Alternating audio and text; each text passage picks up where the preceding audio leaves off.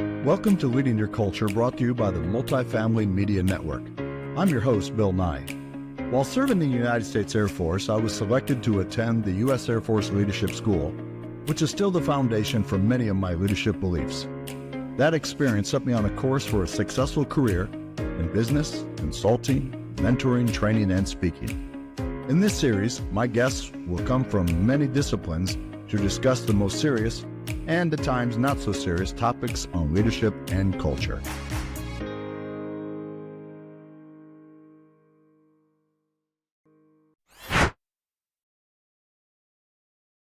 Hello, everyone, and welcome back to Leading Your Culture with Bill Nye. I'm your host, Bill Nye. And so today I wanted to bring a little bit of clarity about growing the culture that you want. So I think there's a lot of confusion. I hear people talk about, well, we want a culture of accountability. We want a culture of trust. We want a culture of, and they, fill in just about any adjective that you want. And I think that leads to a lot of confusion. So I want to simplify things for you, and you may agree or disagree with what I'm about to say, but I believe that there are only two types of cultures. I believe that it's either a culture of freedom or it's a culture of control. And again, you may disagree with that. You may say, oh, no, there's like hundreds of different types of culture. But I don't think so. I literally think that's a culture of freedom or a culture of control. Now, within each culture, you have a lot of different things that you can grow. But I think if you really narrow it down to the fact that there are only two cultures, then it makes it a lot easier to actually grow the culture that you want. And so I think by doing that, you eliminate a lot of the confusion. It's easier to be intentional. It's easier to be very clear and really just get the outcome that you want. And so I want to talk very briefly this morning today about a culture of freedom, a culture of control.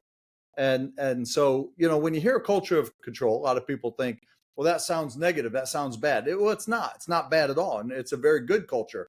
I don't want you to think when you hear a culture of control that you're thinking about micromanaging, being oppressive, over supervising, over managing the team. That's not at all what it means. Those are unhealthy cultures. But you can have a very healthy, very productive, very successful culture of control. Culture of control really means nothing more than a culture that is process or policy driven. That, we establish processes, we establish policies, and then we train our team to follow those processes, to follow the policies, and then we get the outcome that we want. And there are lots of examples of really successful companies or organizations that operate with a culture of control. Now, I'm a veteran of the United States Air Force, as you know, and the military is a culture of control. Everything is about following the rules. It's about the policies. It's about the procedures. It's about the UCMJ, the Uniform Code of Military Justice.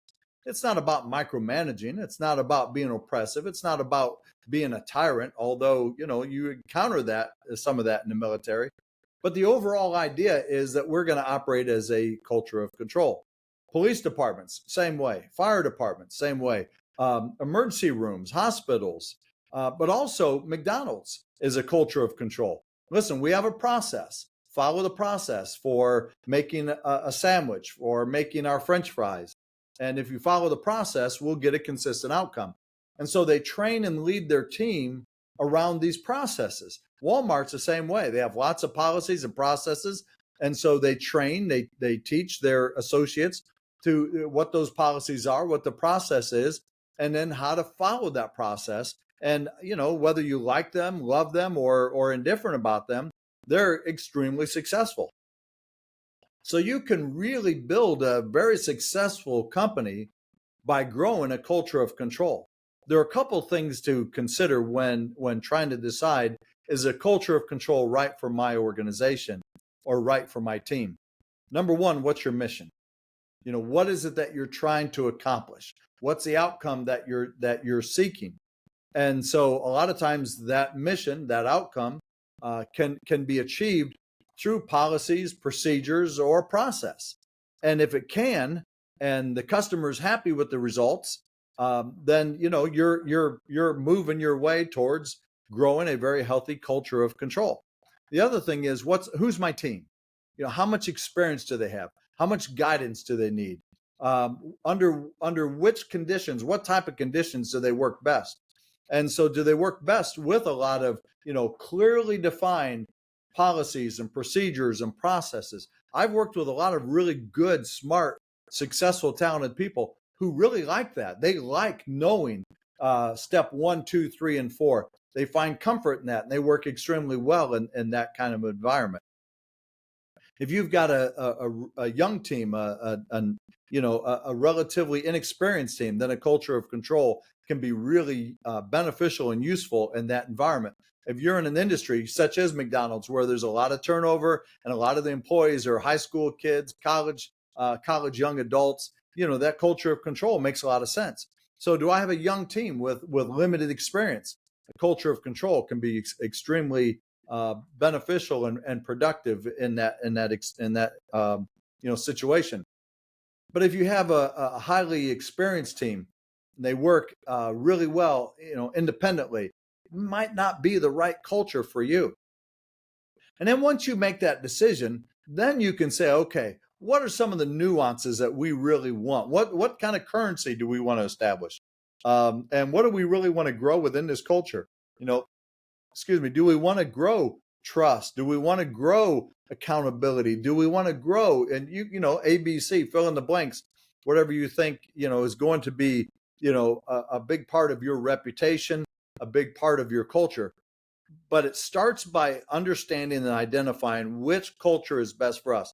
In a future segment, I'll be talking about a culture of freedom. But in this one, you say, well, I think a culture of control is best for us. Again, I don't want you to look at that as a negative thing. It's not micromanaging.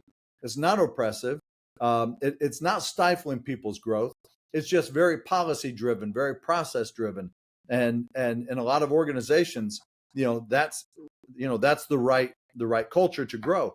But there are also people out there that like, well, as the owner of the business, or as the executive within the business, I feel better with that type of culture.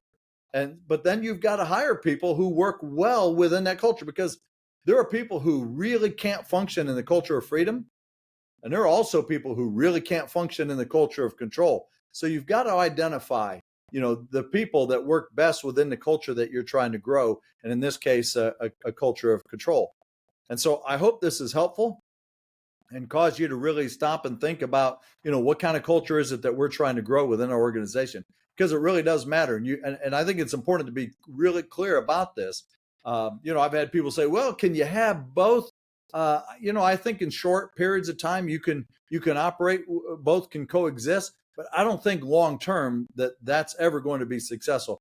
I think you've got to pick sides and go one direction or the other long term. You can certainly start with a culture of control and build and grow your team to where they can become more independent and then switch over to culture of freedom. I've seen that many times. And I've also seen organizations that have a lot of experienced people leave, and then suddenly they struggle and say, well, you know what, we've got to make a shift and have a little bit more control, be a little more process driven. I've seen that as well, but I've never really seen the two coexist. So maybe it can happen, but I'd be very doubtful and skeptical of that. Listen, again, I hope this helps. Thanks for tuning in, and we'll talk to you again at a future date. Bye. Well, thank you for tuning in. I hope today's conversation left you with a fresh perspective on leadership and culture. If you enjoyed this episode, please like, comment, and subscribe. Want to hear from other industry speakers whose goal is to bring along the next generation of leaders? Then log on to multifamilymedianetwork.com, where you'll meet some of the most innovative voices in the industry.